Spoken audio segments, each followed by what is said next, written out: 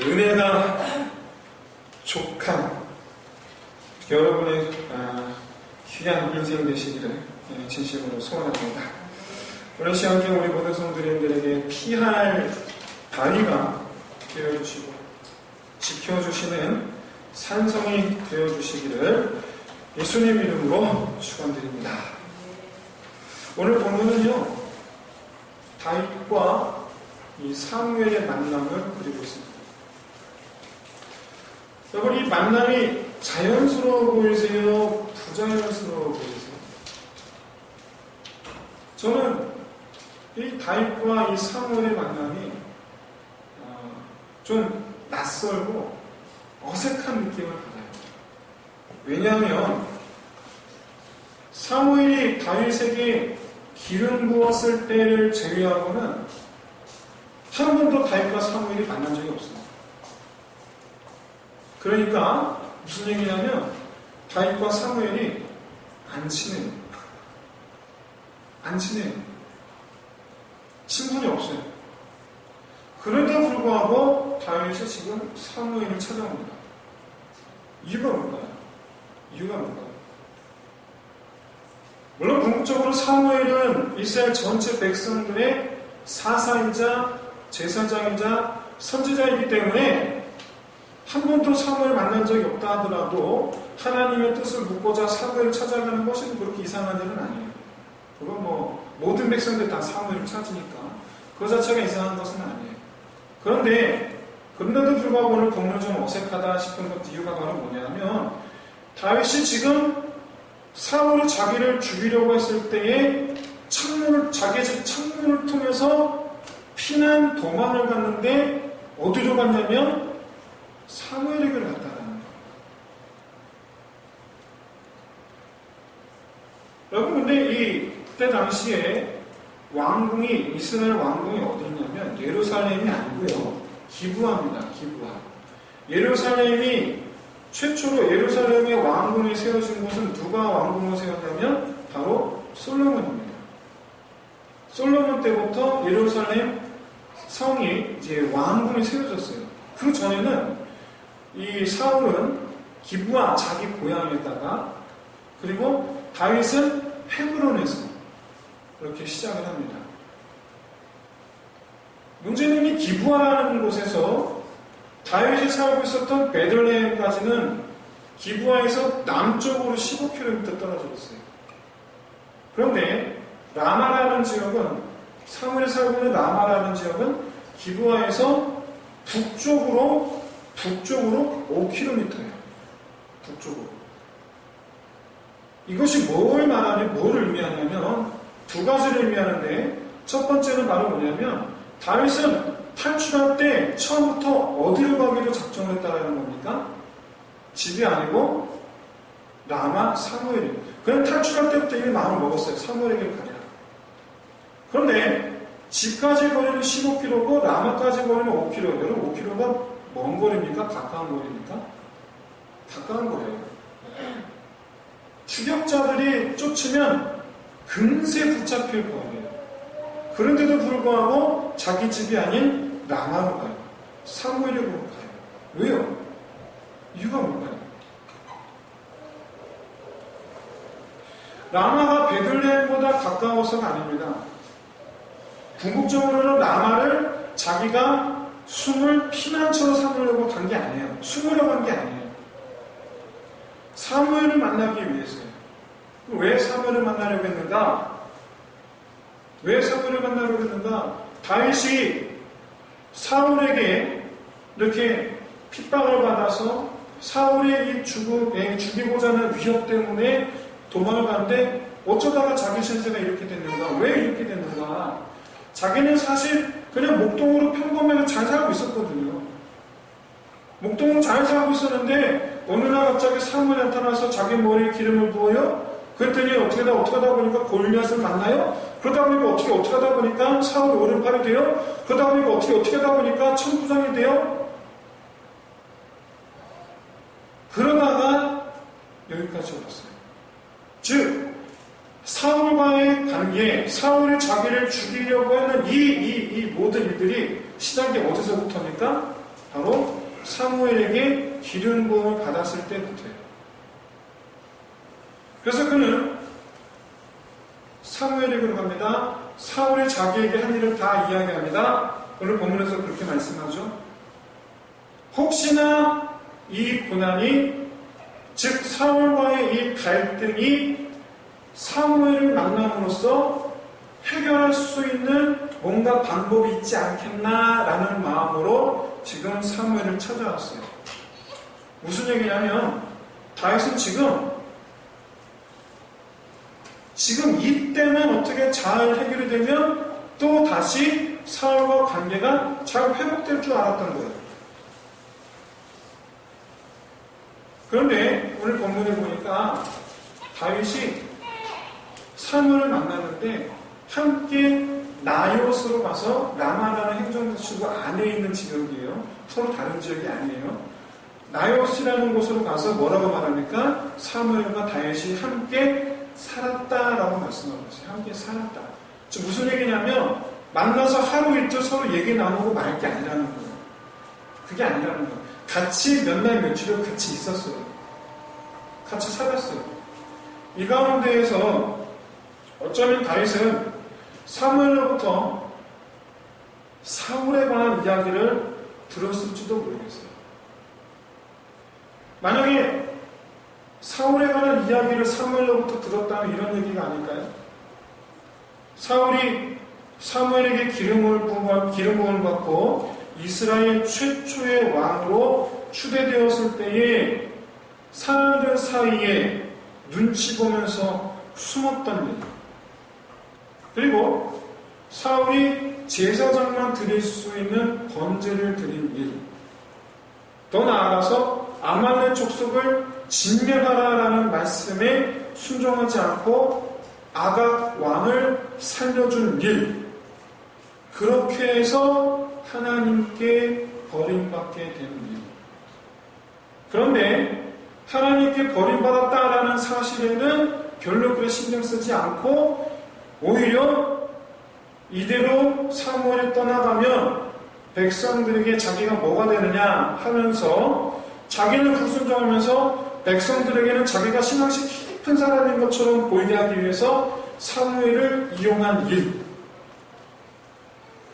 그렇게 해서 하나님께 버림받은 일, 나아가서 사무엘에게 그 나라를 빼앗아서 사울의 이웃에게 나라를 주겠다 말씀하신 하나님의 이 선언까지도 다윗에게 말해주지 않았겠어요? 다시 말씀드려서 다윗은 사무엘과 함께 있으면서 사무엘에게 들은 이야기를 통해서 그동안 이해할 수 없었던 사울의 그 모든 행동을 다 이해하게 되었다는 것이죠. 그걸 뒷받침하는 게 바로 무슨 사건이냐면 다윗이 피난 중에 다윗이 왕궁으로 돌아올 생각을 하지 않습니다. 다윗이 왕궁으로 돌아올 생각을 하지 않아요. 그대로 떠나갑니다. 처음에는 사무엘을 통해서 사울과 화해해서 다시금 왕궁으로 돌아갈 수 있지 않을까, 그런 기대를 가지고 사무엘이 온 건데, 사실은 사무엘과의 만남 뒤로 다윗이 왕궁으로 돌아갈 생각을 하지를 않아요. 그 다음에 두 번째가 바로 뭐냐면 피난 가운데에, 도망다니는 가운데에 사울과 두 번 만나게 되는데, 첫 번째는 들판에서 사울과 함께한 병사들이 다 잠을 자고 사울 혼자 그 둘러친 막사 가운데 혼자 누웠을 때에 다윗이 몰래 갑니다. 그리고 옷을 잘라요. 그리고 물병을 가져요. 그러면서 멀리 서서 다시 조용히 다시 되돌아와서 멀리 서서 소리를 지른다. 다 깨 일어나게. 두 번째 날은 동굴에 숨었었는데 사울이 내가 이제 용변이죠. 용변을 보내고 목적으로 쫓아온 병사 너희는 여기서 기다리라. 그러면서 자기 혼자 동굴에 들어와요. 동굴의 안에서 볼일을 봐요. 이때 다윗이 몰래 야금 살금살금 와서 이 볼일을 보고 있는 가운데에 옷을 싹 베요. 이게 이해가 안 돼요. 왜? 동굴입니다. 다윗이 멀리서 사울이 있는 곳까지 어떻게 왔겠어요? 기어왔든 걸어왔든 어떻게 왔든 오는 동안 동굴인데 소리가 났겠어요? 안 났겠어요? 근데 사울이 그걸 들어요? 못 들어요? 못 들어요. 하나님께서 귀를 막으시는 거예요. 하나님께서. 그래서 나요? 그러면서 하는 말이 두 번 다 이런 말을 합니다. 왕이 하나님의 기름 부으신 받은 자인 줄 내가 아나이다. 그렇게 말해요. 하나님께서 직접 사울을 왕으로 세우셨기 때문에 내가 왕을 내가 손을 대지 않습니다라는 거예요. 그 말 듣자마자 사울이 후회를 해요. 왜 후회했느냐? 그 말을 듣는 거예요. 어떤 말을 들었습니까? 다윗이 자기를 하나님께서 세우신 왕으로 인정한다라는 그 말을 듣고 마음이 풀리는 거예요. 그 마음이 풀리는 거예요. 그래서 그제서야 비로소 내가 미안하다, 내가 잘못했다, 내가 후회한다. 이대로 나 돌아갈게. 다윗이 두 번이나 사울을 살려준 것은 다시 말씀드려서 다윗이 사울의 인생을 아는 거예요. 사울이 어땠는지, 왜 그랬는지, 자기를 왜 이렇게 쫓아오는지 아는 거예요. 불쌍히 여기는 거예요. 동정하는 거예요. 여기 이 얘기를 사무엘이 아니면 누가 얘기를 해주겠어요? 이 얘기를. 사무엘 아니면 그 누구도 얘기해 줄 수가 없어요. 전부가 다 이스라엘 백성, 우리가 성경을 통해서 알지, 이스라엘 백성들 사울이 다 신앙식 좋은 줄 알아요. 사울이 하나님께 버림받았다는 사실을 아무도 몰라요. 사울이 하나님께 버림받았다는 사실을 오직 예언한, 선포한 사무엘 본인과 들은 사울 두 사람밖에 없어요. 두 사람밖에 몰라요. 아무도 몰라요.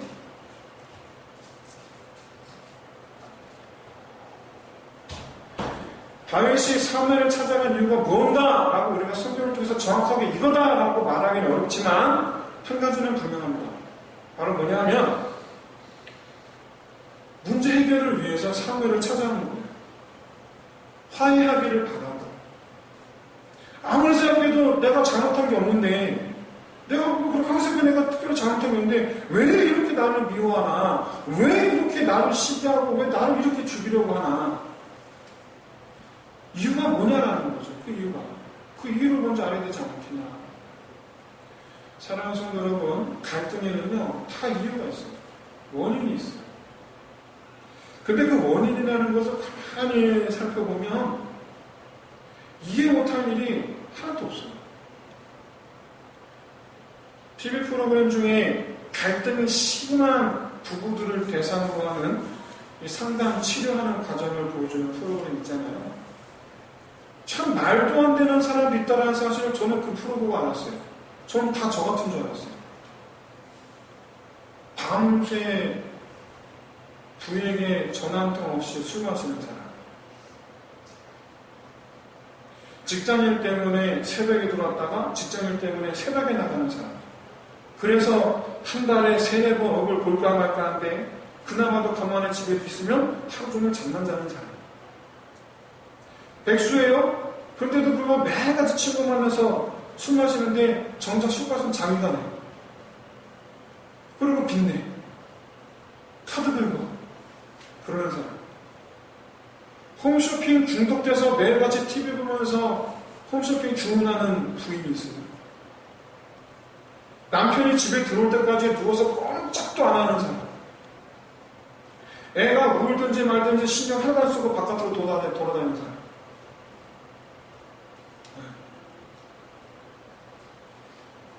저는 이해가 안 돼요. 이해되시는지 저는 이해가 안 돼요. 이런 사람들도 있구나 깜짝 놀랐어요.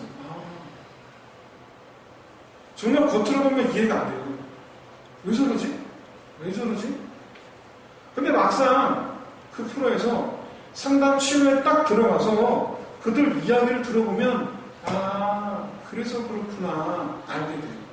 다 저마다 그 안에 상처가 있어요. 그 상처가 있고 그 상처에 대한 방어 기제로 그런 행동을 해요. 그 상처 때문에 더 해요. 특히 여러분 배우자 두 사람이 입장 바꿔서 상대방 입장에 되어서 하는 역할들을 하잖아요. 그러면요 정말 10중 8구가 서로 미안하다고 얘기를 해요. 내가 이해해주지 못해서 미안하고 또 내가 이해하지 못한 행동을 해서 미안하고 나중에 서로 같이 서로 미안하대요. 여러분 꼭 부부관계뿐만 아니고요. 뭐 직장생활이 됐든 뭐가 됐든지 간에 친구관계가 됐든지 간에 뭐 교회 안에서든지 간에 어떤 갈등 상황이 일어나게 되면 가장 먼저 해야 할 일은 상대방을 이해하는 일이에요.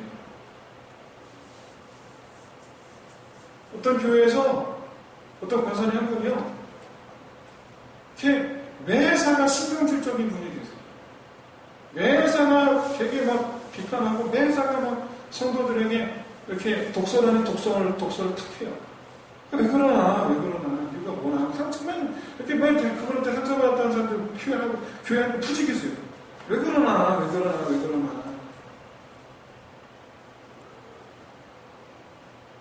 알고 봤더니 그분은 단 한 번도 지금까지 살아가면서 단 한 번도 자기가 사랑한다라고 말해준 사람을 한 번도 만난 적이 없어요.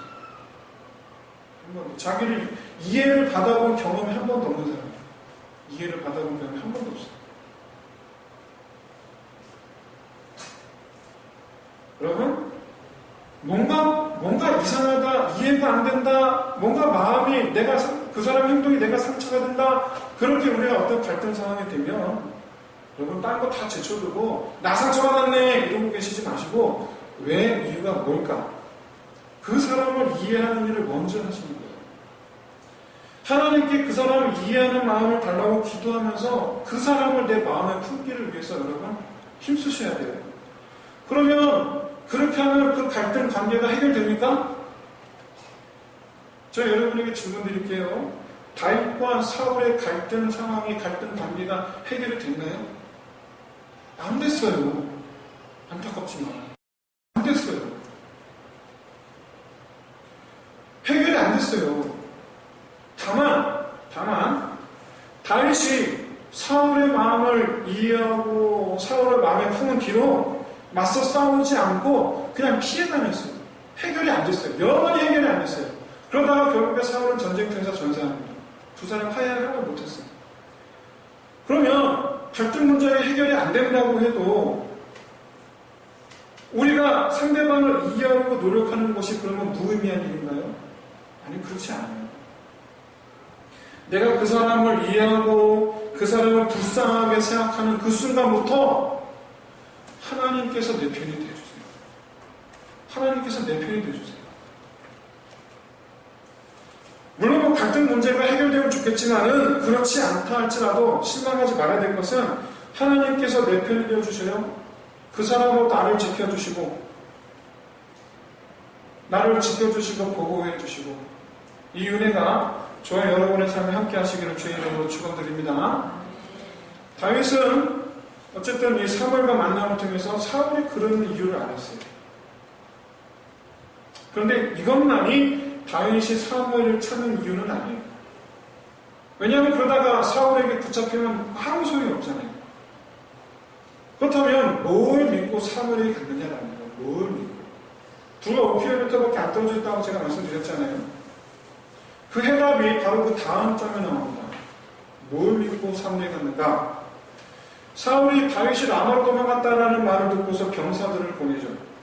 거리가 먼 곳이 아니니까 금방 잡아올 줄 알았어요. 근데 이게 웬일입니까? 들려오는 얘기가 정말 이해할 수 없는 일인데 이 병사들이 거기 도착하자마자 전부 다 하나님의 영이 임해서 예언했다는 거예요. 이거를 그냥 가만히 여러분 머릿속에 상상 그림 한번 그려보시면 쉽게 말해서 정신줄 놓은 사람을 머릿속에 생각하시면 돼요. 뭐 신들려서 이렇게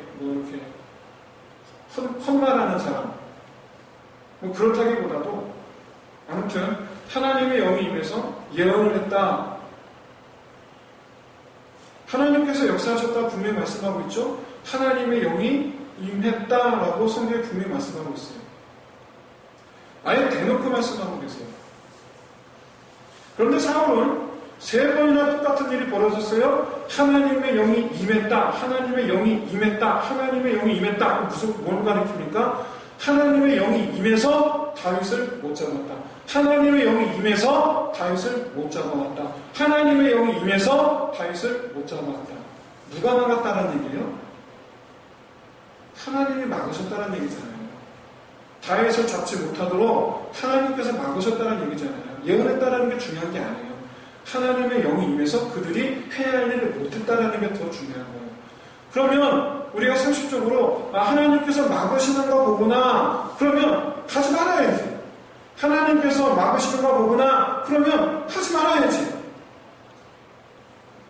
그런데도 불구하고 세 번 해도 안 되니까 급기야 사울이 어떻게 합니까? 자기가 가면 자기가 가면 뭐가 어떻게 달라질 줄 알았는가?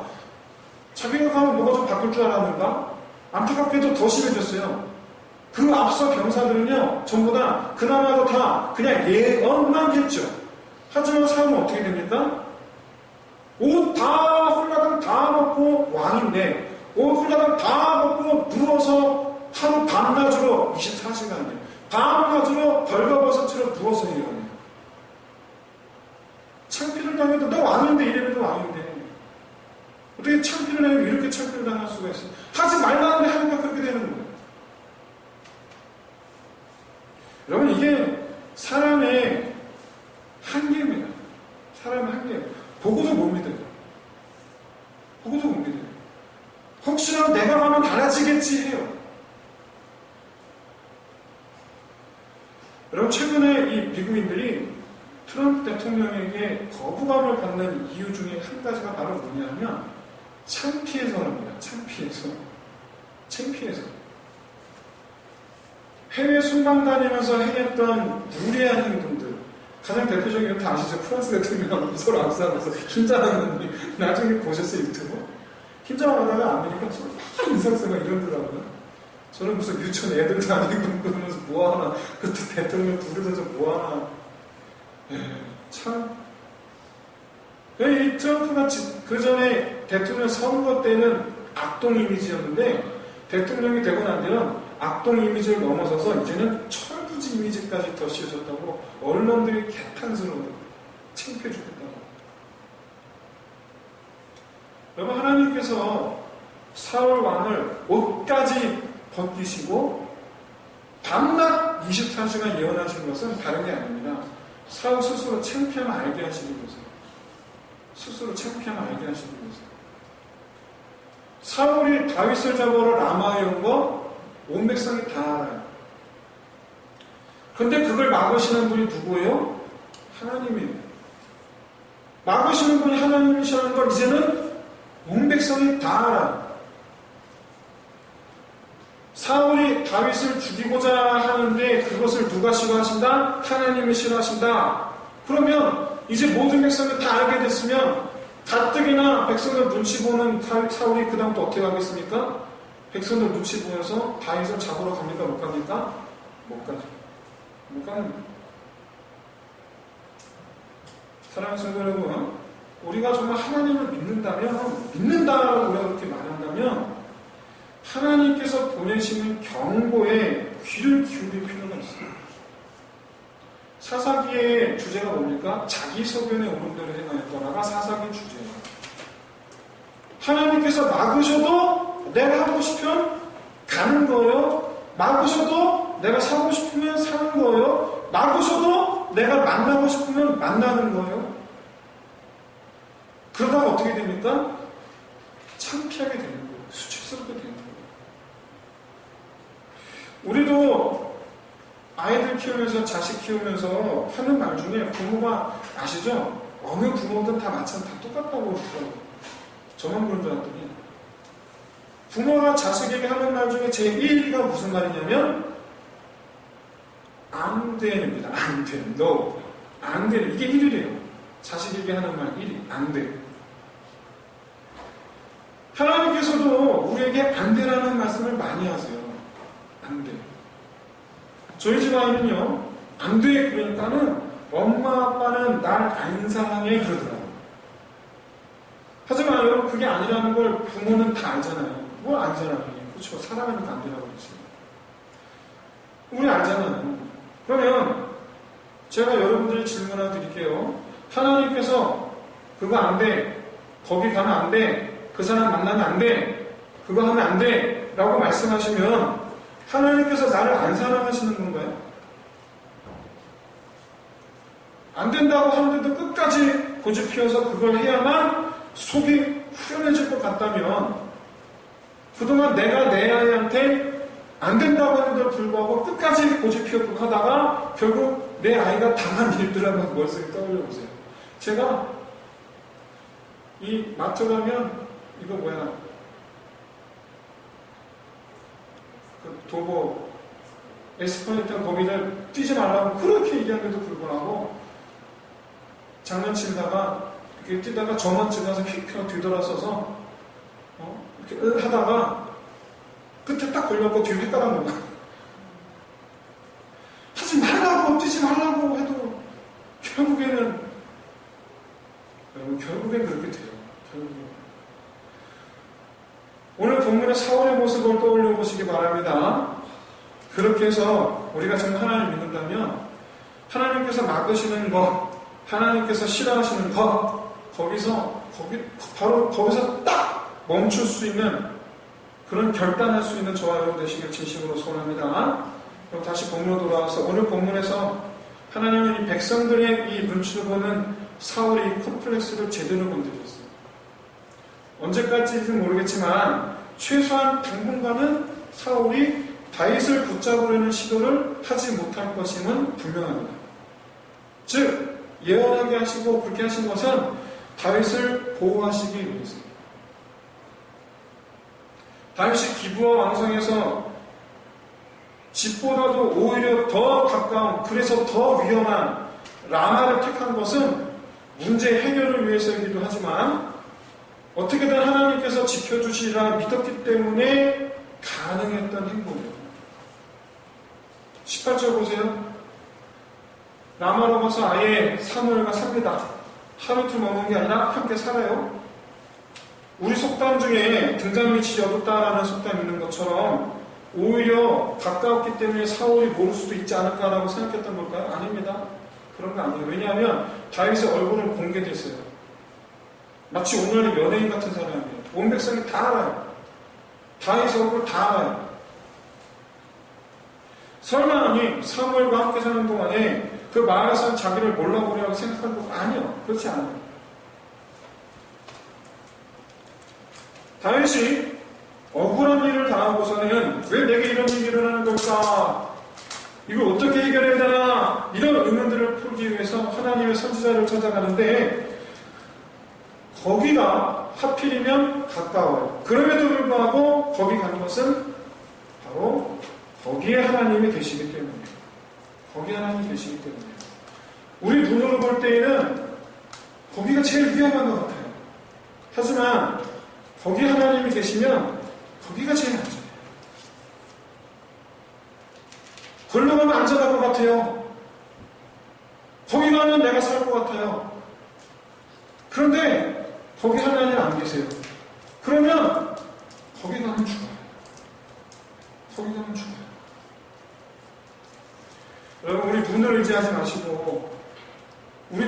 마시고 하나님이 계신가 아니 계신가를 보고서 여러분 잘 고민하시고 기도하면서 하나님 거기 계신가 아니 계신가를 기준으로 여러분 판단하시고, 그렇게 해서 거기가 내 눈으로 볼 때에는 거기가 위험하다 할지라도 거기에 하나님이 계시면 그리로 나아갈 수 있는 저와 여러분 믿음의 삶을 되시기를 주의 이름으로 축원드립니다. 필요하다면 하나님은 강권적으로 역사하세요. 필요하다면 마음을 주관하시거든요. 때로는 눈과 귀를 여닫기도 하세요. 심지어 입 안에 혀를 움직이기도 하세요. 하나님의 이런 실제적인 역사를 믿기 때문에 저는 취업을 위해서 면접 보러 간다 하는 이들에게 항상 권면하기를, 가서 면접하기 위해서 대기하는 동안에 기도하라. 내 입을, 내 혀를 주장해달라고 기도하라. 그러면 말이죠. 나는 아무 생각도 안 나는데 막힘없이 대답이 술술술 나오는 이런 것을 경험하게 될 줄로 믿습니다. 하나님께서 내 입술을 주장하시는 거예요. 하나님 이런 강권적인 역사에 저와 여러분 모두가 다 산 증인들 되시기를 주의 이름으로 축원드립니다. 이제 말씀 마칩니다. 오늘 본문을 통해서 우리 세 가지 봤어요. 첫 번째는 갈등 관계에 있는 그 사람, 내가 받은 상처 생각하기보다 먼저 그 사람을 이해하려고 노력하자라는 거예요. 그럴 때 하나님께서 내 편 되어 주신다라는 거예요. 두 번째는 보여줘도 안 믿고 하나님의 뜻과 반대로 행하는 사람이 되지 말자라는 거예요. 마지막 세 번째는 하나님께로 피하는 사람이 되자. 하나님께로 피하자. 위기가 닥치면 보통 사람 찾아요. 이거 다 그래요. 평소에 잘 믿는다 하면서도 위기를 맞이하면 희한하게 사람 먼저 찾아요. 희한하게. 그러나 여러분, 정말 위기를 맞이하면 죽을 것 같은 위기를 맞이하면 그때 여러분 다 내려놓고 하나님 먼저 찾는 거예요. 하나님 계신 곳을 먼저 가는 거예요. 그러므로 말미암아 모든 만물을 주관하시는 하나님께서 내 생각을, 내 상상력을 뛰어넘어 역사하시는 그 은혜를 베풀어 주실 줄로 믿습니다. 그렇게 기도하겠습니다.